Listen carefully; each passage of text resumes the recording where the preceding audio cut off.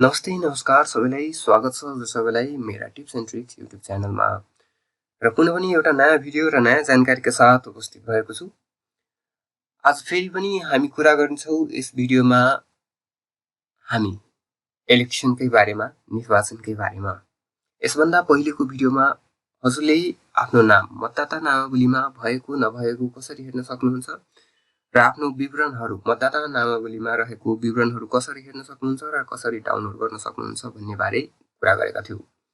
र आजको भिडियोमा हामी कुरा गर्दैछौं यदि हजुरको नाम मतदाता नामावलीमा छैन भने कसरी हजुरले आफ्नो नाम मतदाता नामावलीमा दर्ता गराउन सक्नुहुन्छ।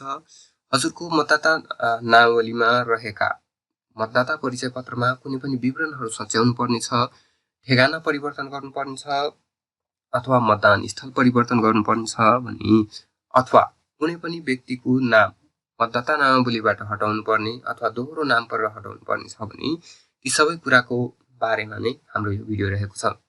भिडियोमा अगाडि बढ्नुभन्दा पहिले यदि हजुरले हाम्रो च्यानललाई सब्स्क्राइब गर्नुभएको छैन भने च्यानललाई पनि सब्स्क्राइब गरिदिनु होला र भिडियोलाई एक लाइक गरिदिनु होला। अब हामी लागौं हाम्रो भिडियोतर्फ। नेपाल सरकारको निर्वाचन आयोगले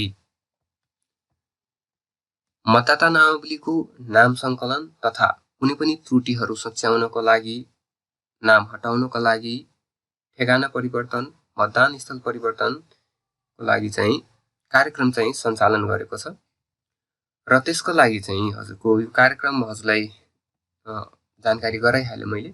प्रतिनिधि सभा र अब हुने प्रदेश सभाको सदस्य निर्वाचनको लागि जुन रहेको छ, त्यसैगरी अघिल्लो दिनमा आउँदो दिनमा हुने कुनै पनि निर्वाचनको लागि चाहिँ यो कार्यक्रम रहेको छ।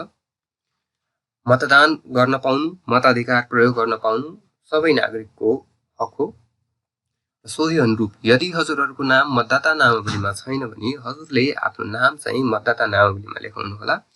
त्यसको लागि हजुरले आफ्नो सम्बन्धित जिल्ला निर्वाचन कार्यालय, जिल्ला प्रशासन कार्यालय, प्रदेश निर्वाचन कार्यालय वा इलाका प्रशासन कार्यालयमा गई चाहिँ हजुरले आफ्नो नाम दर्ता गराउन सक्नुहुन्छ।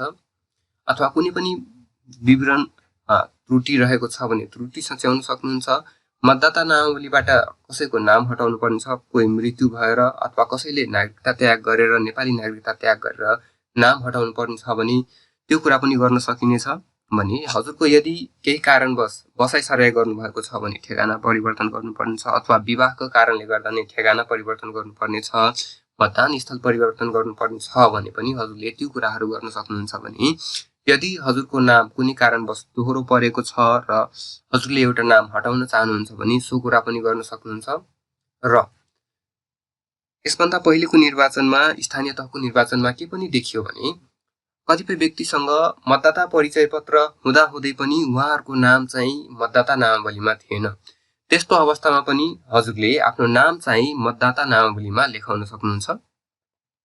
र त्यसको लागि आफ्नो सम्बन्धित जिल्ला निर्वाचन कार्यालय, जिल्ला प्रशासन कार्यालय, इलाका प्रशासन कार्यालय गई चाहिँ हजुरले निवेदन दिई आफ्नो नाम चाहिँ दर्ता गराउन सक्नुहुन्छ। आवश्यक प्रमाण सहित चाहिँ गएर चाहिँ निवेदन दिनुभयो भने हजुरको नाम चाहिँ दर्ता गरिनेछ। र जो साथीहरू आफ्नो जिल्ला भन्दा बाहिर हुनुहुन्छ उहाँहरूले पनि आफ्नो नाम चाहिँ दर्ता गराउन सक्नुहुन्छ। त्यसको लागि आफू बसोबास गरेकै जिल्लाबाट नै हजुरहरूले आफ्नो नाम दर्ता गराउन सक्नुहुन्छ। त्यसको लागि out of district registration ODR कार्यक्रम चाहिँ सञ्चालन गरिएको छ, बाहिरी जिल्ला मतदाता दर्ता भन्ने कार्यक्रम। सो कार्यक्रम अन्तर्गत चाहिँ हजुरले आफ्नो मतदान हुने जिल्ला, आफूले मतदान गर्ने जिल्लामा नै हजुरको हजुरको स्थायी ठेगाना नै रहने गरी चाहिँ बाहिरी जिल्लाबाट पनि हजुरले आफ्नो नाम चाहिँ दर्ता गराउन सक्नुहुन्छ। र यी सबै कुराको लागि चाहिँ हजुरहरूले चाहिँ आवश्यक प्रमाण सहित चाहिँ जानुपर्ने हुन्छ। आफ्नो नाम दर्ता गराउनको लागि आफ्नो नागरिकता लिएर जानु होला र हजुर स्वयं नै जानुपर्ने हुन्छ। यी कुराहरूको लागि कुनै पनि अरू व्यक्तिलाई पठाएर यो काम चाहिँ हुँदैन। र जुन अहिले चाहिँ लगभग सबै कुराहरू हजुरको अनलाइन भइरहेको छ, तर यो कार्यक्रम चाहिँ, यो काम चाहिँ हजुरले अफिस भिजिट गरेरै गर्नुपर्ने हुन्छ, कार्यालयमा गएरै गर्नुपर्ने हुन्छ। र हजुरले लगभग यी सबै कुराहरूको जानकारी पाइसक्नुभयो मलाई लाग्छ।